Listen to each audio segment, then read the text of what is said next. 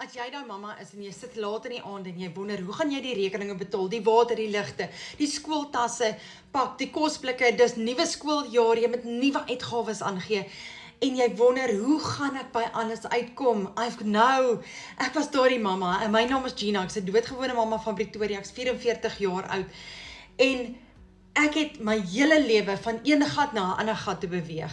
Ek het vir Pieter beroof om vir Paul te betaal en ek het 'n uitweg gesoek.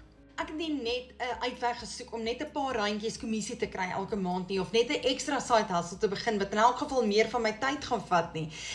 Ek het iets gevind wat die lewe vir my ligter maak. Ek het 'n fondasie, ek het 'n stelsel, 'n manier van doen wat my geen tegniese vaardighede vra nie. Dit het my geen ondervinding gekos nie.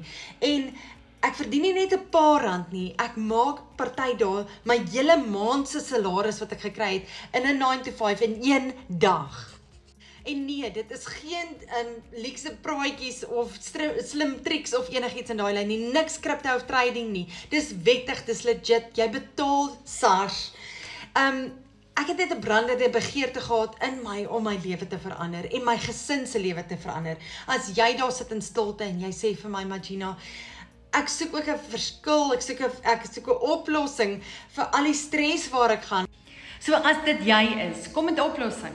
Want dan gaan ek vir jou wys hoe jou 2025 heeltemal kan verander en jou 2026 met meer moed en selfvertroue en iets nuwe uitdaging kan begin.